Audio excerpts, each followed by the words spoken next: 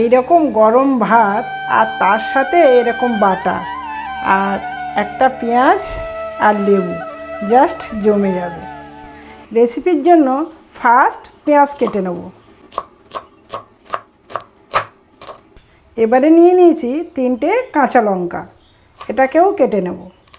এবারে ধনে পাতা কিছুটা কেটে নেব।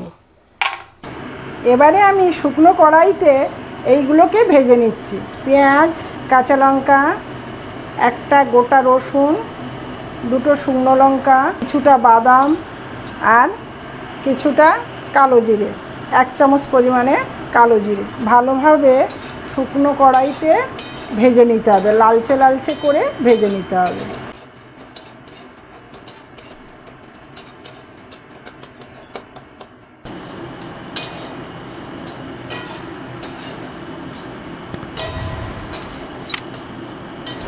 পেঁয়াজ, রসুন এবং বাদামের গায়ে একটা হালকা বাদামি কালার চলে এসছে। এবারে আমি এটাকে নামিয়ে নেব, নিয়ে একটা পাত্রে ঢেলে নিচ্ছি।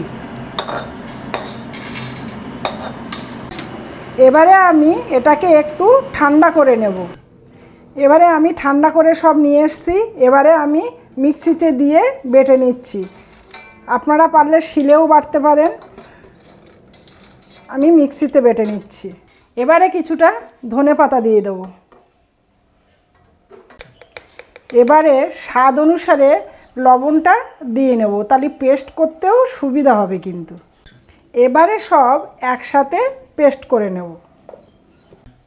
আমি একটা মিহি পেস্ট বানিয়ে নিয়ে চলে এসেছি। দেখুন কি সুন্দর পেস্টটা হয়েছে, এরকম মিহি পেস্ট বানাতে হবে।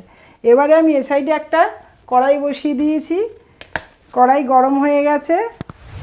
2 চামচ পরিমাণে সরষের তেল দিয়ে দিচ্ছি, আর দিয়ে দিচ্ছি 2টো শুকনো লঙ্কা, ওই সাথে দিয়ে দিচ্ছি 1/2 চামচ পরিমাণে কালো জিরে। এবারে একটু হালকা বাদামি কালারের মতো চলে আসলে লঙ্কাটা একদম বাদামি কালারের হয়ে গেছে। এবারে আমি এই পেস্টটা দিয়ে দেব। গ্যাসটা এই সময় কিন্তু একদম সিমে দিয়ে রাখবেন। এটা দিয়ে নিয়ে তারপরে একটু মিডিয়াম আঁচে দেবেন।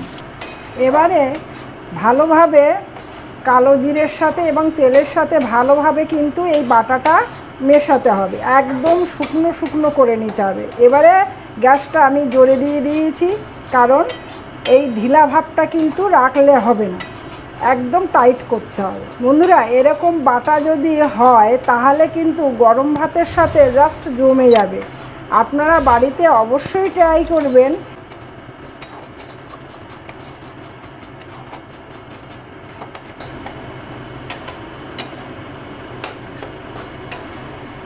বন্ধুরা, আমার কিন্তু বাটাটা কিন্তু রেডি হয়ে গেছে। দেখুন কড়াই থেকে কিন্তু ছেড়ে দিয়েছে, একদম জল ভাব নেই, পুরো টাইট হয়ে গেছে। এই রকমভাবে কিন্তু টাইটটা করতে হবে।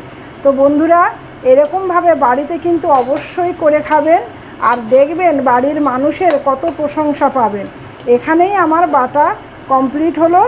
আপনারা সুস্থ থাকবেন, ভালো থাকবেন আর আমার পাশে থাকবেন। এবারে আমি একটা পাত্রে ঢেলে নিচ্ছি।